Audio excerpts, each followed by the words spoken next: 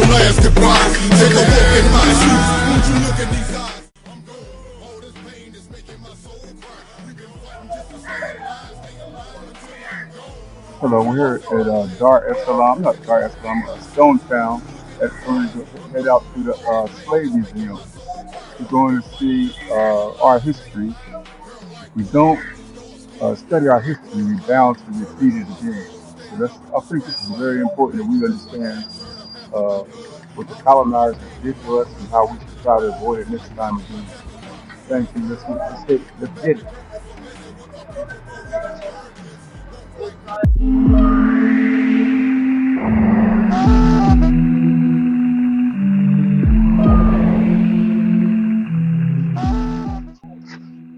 Here we are at the castle and stuff. Let's go check out the castle. Come on, let's go. Until I'm gone, until I'm gone. This is my last. Here we are at the amphitheater inside the castle in Zanzibar in Stone Town. Let's check it out. Check out the scenery. Until I say my last goodbye. Take a walk in my shoes. Won't you look in these eyes? I'm gone.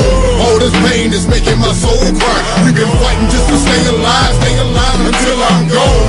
Until I say my last goodbye. Take a walk in my shoes. Won't you look in these eyes? I'm gone. All this pain is making my soul cry. We've been fighting just to stay alive. Girl like wool with this dark skin. Israelite blood. It's beautiful history here in Stone Town.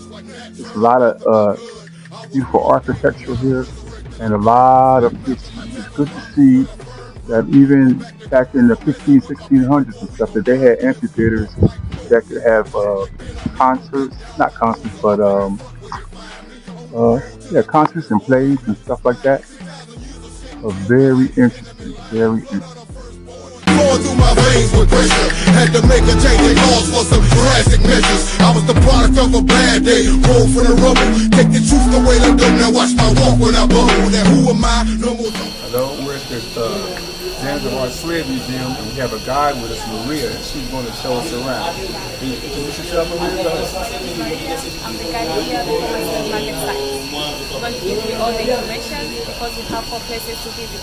We have the museum, we have the slave monument, slave chambers, and the cathedral where the slave market was.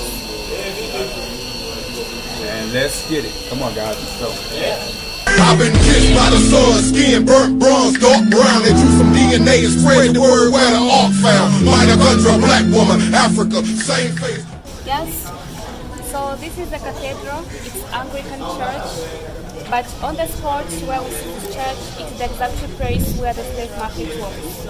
So we're going inside and I'll show you the places where the slave market or where the oppression for slaves was done. But also I'll give you all the information about slave trade in East Africa. Yeah.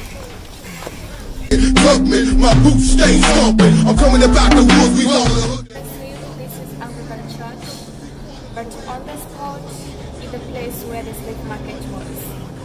The market was just an open space, but where we see the high altar now, there was a big tree, and the tree is known as the Joba tree. The tree used to tie slaves, and slaves were being whipped so as to see how strong they are. For the one who be whipped and cry, that means it's a weak slave. So the price for selling a slave goes down. And for the one who is whipped and not cry, that means it's strong. So the price for selling the slave goes up. There's a picture over there which shows the place where the tree was. So after the construction of the church, the British mission, they just kept the sign for the memory. So they built the church on top of the tree or on top of the graveyard? It was just an open space, so there was a tree. So they cut the tree and they built the church on top of it. On top, yes. Yeah. That's what I heard. And you know the Catholic Church has something to do with this slavery too. They're not innocent, so they got their blood in this too. And we have the memory of Dr. Livingstone. Dr. Livingstone was an explorer, but also anti-slavery. He came to Africa 1840 with the aim of finding the source of river Nile. So he reached Africa to a country known as Zambia. So from there, while finding the source of River Nile, Livingstone saw the caravans. Because he was anti-slavery, he decided to follow the caravans so as to see where are those slaves taken to. And the place slaves were taken to was here, Zanzibar. So he reached Zanzibar together with the caravans, and he saw the slave market. And he decided to go back to England to find people who could help him to abolish slave trade.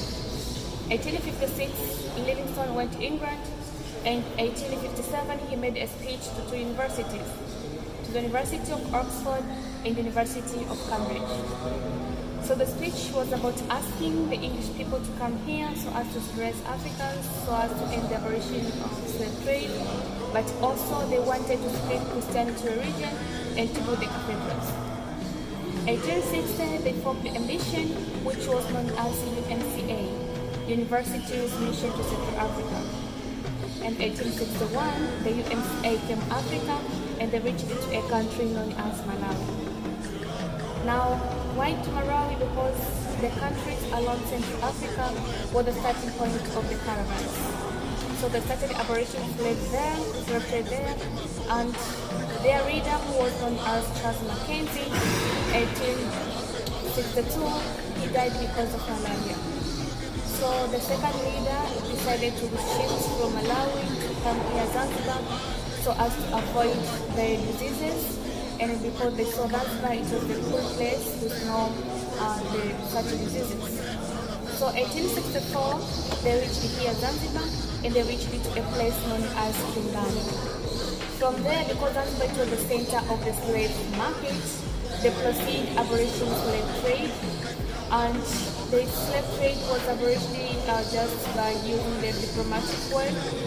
And the leader of the second leader of the UNCA was known as William Toza, 1873, was very ill. So the mission decided to send him back to England for the medical treatment.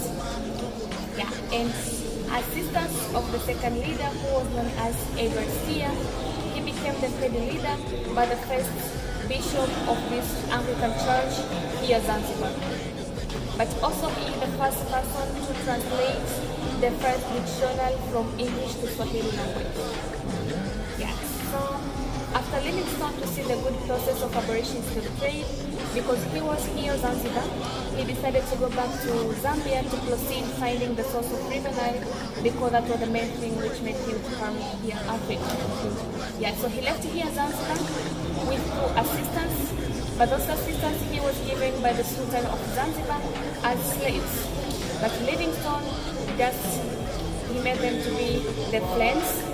And while on their way to Zambia, Livingstone told his assistant that if I die in Africa, my heart has to be buried in Africa. And unfortunately, when they reached Zambia, Livingstone died because of malaria, and the assistants, they did as he said. They took out his heart and they buried it under the tree at a village known as Chitambo village. I seen that tree and I seen where they buried Livingstone in Zambia too. Zambia? Yeah. Have you ever been there? Yes, I've been there. I spent a month there in Zambia. Okay. Yeah, so after that, the assistants, they took the boat and they dragged it to the sand using swords. After there, they started the journey to bring the body here Zanzibar to the British consulate. Now from here Zanzibar, they sent the body back to England for the funeral.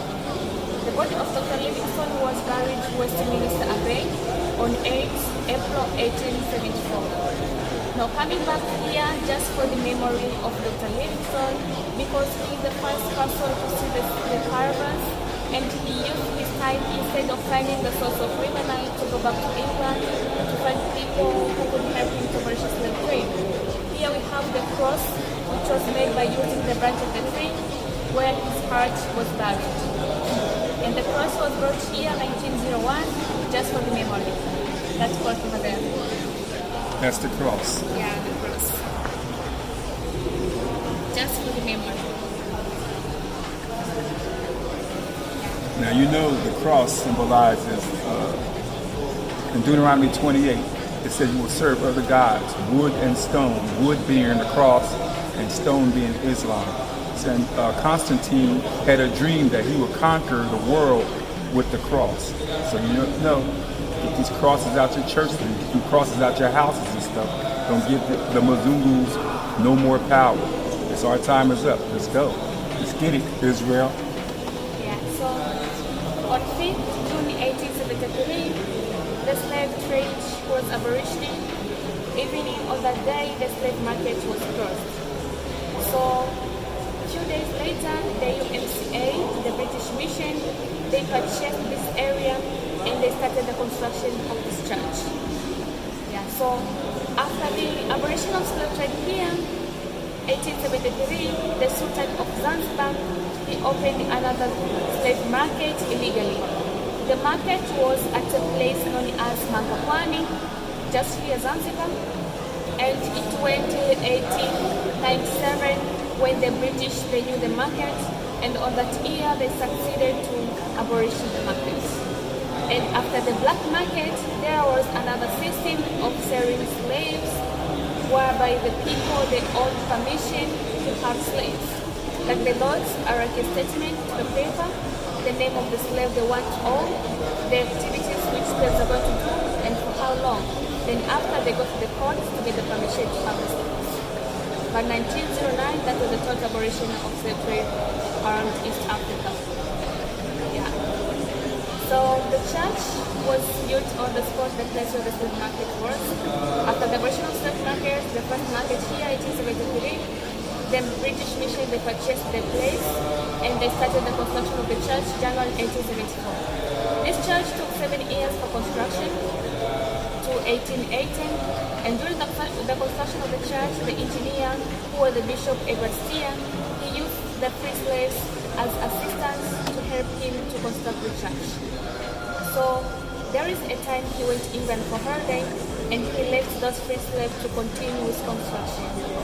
But when he came back, he made those slaves, they made a mistake, and the mistake was they constructed pillars upside down. And the pillars are the marble pillar there behind. You can take a look. That Maria was talking about that are upside down. So Maria, is this made out of marble or granite? It's marble. What is it called? Marble. Oh, marble. Yeah, it's from Italy. From Italy, right? Yeah. Italian marble. So before I say this is Anglican Church, and according to Anglican, they have a system that the first bishop, if dies, has to be buried within the church near the high altar. So He has to be buried by the church? inside. Oh, inside the church? Yes. Oh, okay. So inside this church, there is a grave of Bishop Edward Steer. He died on 27 August 1882.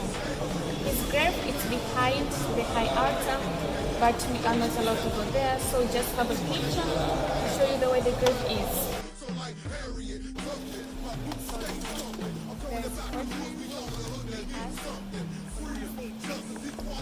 No, no.